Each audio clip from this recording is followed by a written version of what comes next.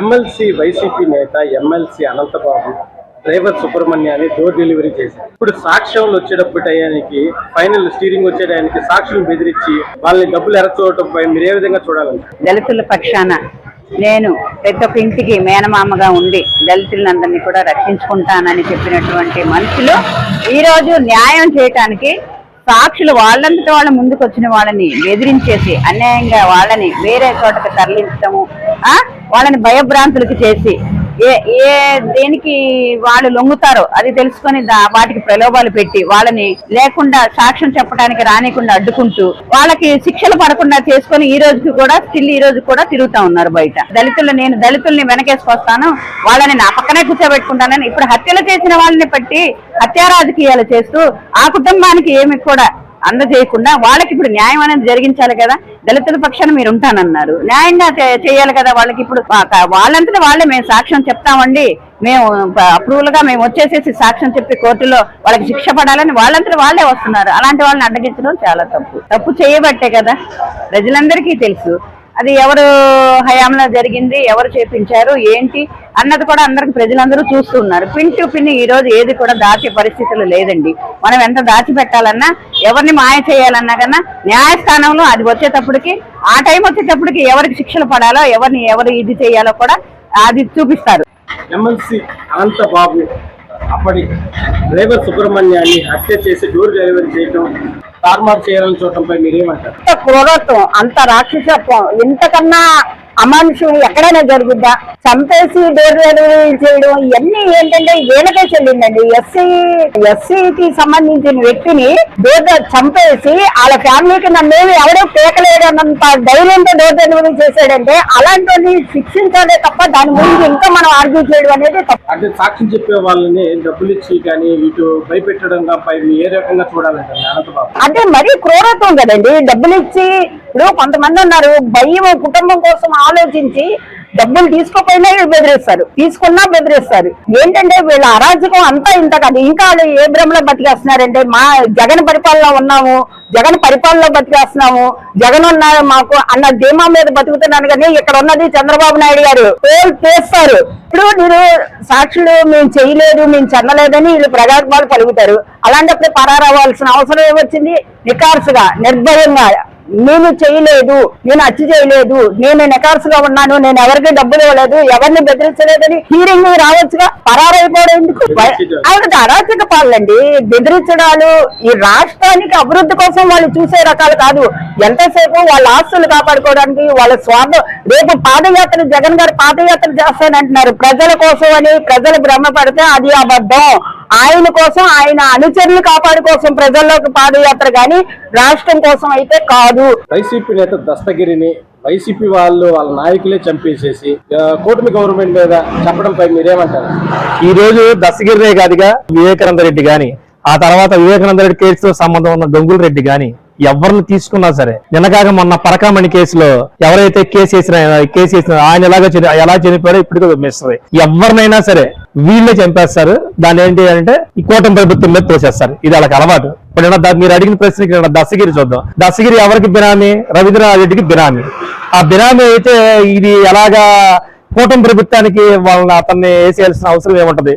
కాదు కదా, చిన్న పిల్లవాడు చెప్తారు. ఇది పెద్ద లాజిక్ ఉన్న విషయం కూడా కాదు. ఏంటంటే ఏది జరిగినా వాళ్ళకి సాక్ష్యాలు ఉండకూడదు. వాళ్ళ కేసులో ఒకటే వాళ్ళు నేర్చింది ఏంటంటే ఏదైనా సరే వాళ్ళ కేసులో సాక్ష్యాలు ఉండకుండా ఎవరొడ్డొస్తే వాళ్ళని చంపేస్తారు. అదే రకంగా నిన్న పెద్ద దస్తగిరి కూడా వీళ్ళ బినామీ. వాళ్ళకి వచ్చిన ఇబ్బందుల వల్ల మరి ఆయన బినామీ కాబట్టి ఈయన ఏం అడ్డం తిరిగాడు ఏంటి అనేది వాడికి మరి చనిపోయానికే తెలియాలి. ఇప్పుడు పోలీసులు బయట చేస్తారు. ఆ రకంగా జరిగిన మర్డర్ అనేది రాష్ట్ర ప్రజలందరూ క్లియర్ కట్ తెలుసు. జగన్మోహన్ రెడ్డికి ఒకటే బాగా నేర్చుకున్నాడు, అబద్ధాన్ని 10 సార్లు నిజం అని చెప్తే జనాభా నమ్మేస్తారు. ఇది బాగా జగన్మోహన్ రెడ్డి బాగా నమ్మిన సిద్ధాంతం అన్నమాట. ఏదైనా చేసేయడం, దాన్ని కూటమి మీద తోసేయాలి. కూటమిని ఈ రోజు ప్రభుత్వం వచ్చినప్పుడు కాడి నుంచి గత 2 సంవత్సరాల కాడి నుంచి అన్ని కార్యక్రమాలు చక్కగా జరుగుతున్నాయి. ఒకటి చేసుకుంటూ వస్తున్నారు. అక్కడ పోలవరం గాని, ఇక్కడ అమరావతి గాని ఏదైనా జరుగుతుంది. ఈ ప్రభుత్వం మీద బురద జల్లడానికి ఎటువంటి కారణం జరగలేదు. దాన్ని ఇటువంటి బురద జల్లుతూ ఉంటే ఇది కడుక్కుంటూ టైం పోతుంటది. ఎంతో కొంత కట్ చేద్దాం, అభివృద్ధి జరగకుండా చేద్దాం. అసలు జగన్మోహన్ రెడ్డి గారి వైసీపీ పార్టీ వాళ్ళకే ఆంధ్రప్రదేశ్ అంటే ఒక చిత్తశుద్ధి లేదండి. మిగతా రాష్ట్రాల్లో పక్కన తమిళనాడు కానీ ఇంకోటి కానీ ఏమన్నా తీసుకుంటే ఏదైనా రాష్ట్రానికి అభివృద్ధి ఉంటే అభివృద్ధికి సంబంధించి ఇరు పార్టీలు కలిపి ఆ కేంద్రం నుంచి ఏమైనా నిధులు తెచ్చుకోవడం కానీ చేస్తాయి. కానీ ఇక్కడ మన ఆంధ్రాలో ఈ జగన్మోహన్ రెడ్డి ఈ వైసీపీ ఏంటంటే ఏది అభివృద్ధి చేయపోగా ఏంటంటే అడ్డుకోవడం. అసలు వీళ్ళు అడ్డుకోకుండా ఉంటే ఇంకా అభివృద్ధి చాలా స్పీడ్ గా జరిగింది.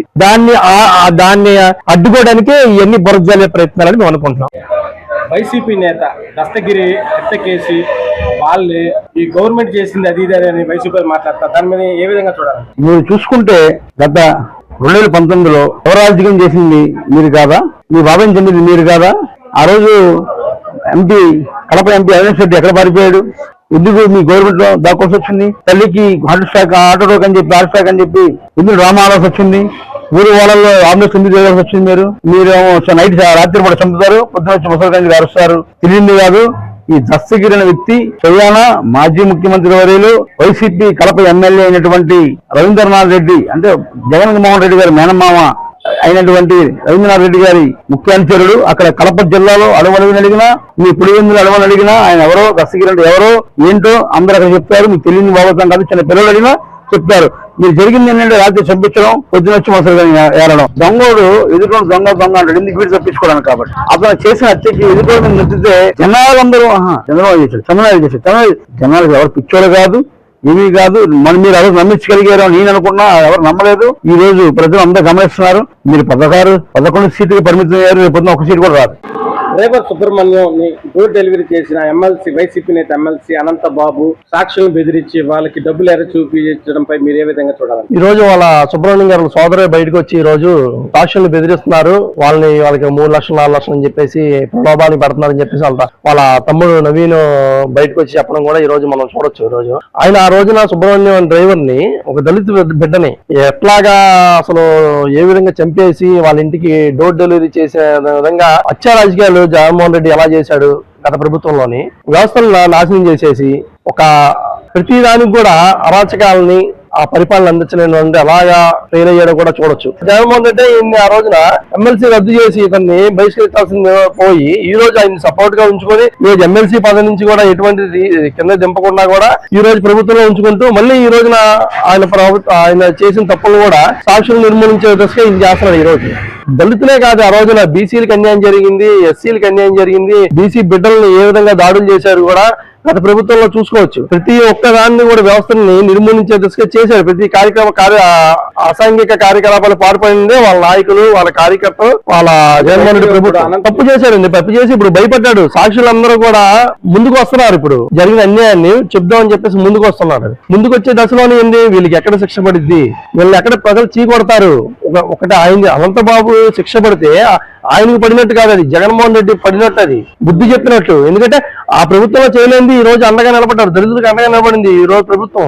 అందుకనే సాక్షులందరూ కూడా ధైర్యంగా ముందుకు వచ్చిన దిశలో ఉంటుంటే ఈ రోజు ఒక్కొక్కరికి డబ్బా చూపించే దిశగా, లేదంటే వాళ్ళని చంపేస్తాం నేను బెదిరింపులు చర్యతో పాల్పడుతున్నారు. కరెక్ట్ కాదు, బెదిరింపులు పాల్పడుతున్నారండి. ఈ రోజు బెదిరింపడితే ఈ రోజు సుబ్రహ్మణ్యం ఆల్రెడీ దళిత బిడ్డకి అన్యాయం జరిగిందని ప్రజలందరూ చూశారు. దళిత సంఘాలు కూడా ఆ రోజు బయటకు వచ్చాయి కూడా. కానీ ఈ రోజు ఈయన మళ్ళీ ఇదే దశలోగా ఈ రోజు తప్పుదోవ పట్టే దిశగా ప్రయత్నిస్తాడు ఈయన అనంతబాబు గారు. వైసీపీ నేత దస్తగిరిని వైసీపీ వాళ్ళే చంపేసి గవర్నమెంట్ చంపేసింది అది ఇదని మాట్లాడతారు వైసీపీ నేత, దాని మీద ఏమంటారు? దస్తగిరి పార్టీ వైసీపీలో ఒక నాయకు బినామీ అంటే వాళ్ళ మధ్య లావాదేవీలు కూడా పక్కవాడికి సంబంధం ఏముంటది అంటే మీరు చంపి కూడా పక్కవాడు చెప్తా ఉంటారు. ఇప్పుడు మీ బాబాయ్ చంపింది మీరే, కానీ ఏం చెప్పారేమన్నా మా బాబాయ్ని చంపింది వేరే వాళ్ళు. మీ కుటుంబ సభ్యులే నిజం చెప్పారు. ఏమని మా నాన్న చంపింది మా అన్నయ్య, వాళ్ళ వదిన, మా కుటుంబ సభ్యులు చెప్పారు. ఇప్పుడు అదే జరుగుతుంది. బినామీ అంటే ఏంటి, అతని దగ్గర డబ్బులు దాచుకొని వాళ్ళ దగ్గర లావాదేవీలు తేడా వచ్చింది. వైసీపీ చంపేసి టీడీపీ చంపింది, చంద్రబాబు చంపిందని మీకు వస్తే ఇప్పుడు మారట్లా. అసలు మీ పార్టీ పుట్టిందే దేనిగా, మీ రాజకీయాలే అచ్చా రాజకీయాలు. అసలు జగనే పెద్ద మాఫియా. మాఫియా ఏముంటది, మాఫియా సభ్యులే ఉంటారు. వాళ్ళు ఏం చేస్తూ ఉంటారు, రోజు అచ్చలు చేస్తూ ఉంటారు. చంద్రబాబు నాయుడు ఎప్పుడన్నా ఒక మంచిగా మాట్లాడని చెప్తే ఎవరు తప్పు చేసినా కూడా అతను పక్కన పెడతా ఉంటాడు. అసలు మీ సాక్షి పేపర్ చదివితే రంగయ్య గారిని చంపారు, ఇంకొకరిని చంపారు. అసలు పేపర్ డస్ట్బిన్ పేపర్ అది. ఆ పేపర్ లో రాస్తే ఎవరు నమ్ముతారా? వీళ్ళు చంపేసి వీళ్ళు తప్పించుకోవడం కోసం మాట్లాడబడుతున్నారు. వీళ్ళు ఎలాగా నేను హత్య చేశాను ఎవరు చెప్పారో పక్కన తోయాలి. మీలో లావాదేవీలు తేడా దస్కజం అవసరం టీడీపీ సంబంధమా? ఆయన చంపితే టీడీపీ లాభం వస్తా? ఇప్పుడు వాళ్ళ బాబాయిని చంపితే ఎంపీ టికెట్ అవినాష్ రెడ్డి వస్తుంది అంటారు కానీ ఇక్కడ రాజకీయం అక్కడ రాజకీయం. మీరు ఇంకా మానుకోకపోతే జనాభా చీని ఉమ్మేస్తున్నారు. సార్ ఎందుకని నేను ఇలా మాట్లాడుతున్నాను? దొంగలు ఏం చేస్తారు, రౌడీలు యాక్సిడెంట్ ఏం చేస్తారు, ఒక్కడే పెడతా ఉంటారు. అంటే ఏం లేదు, ఓ పరోజు చేద్దాం, దీన్ని వచ్చే రోజు మళ్ళీ ప్లాట్ఫారం చేద్దాం. ఆ రోజు నా బాబాయిని చంపి గవర్నమెంట్ వచ్చాడు, తర్వాత బయటకు వచ్చాక గవర్నమెంట్ పోయింది. ఇంకా మారబోతే వీళ్ళ మీద జనాభా ఉమ్మేసే పరిస్థితి. వాళ్ళ కుటుంబ సభ్యులే వాళ్ళు కడప ఫ్యాక్టరీలు.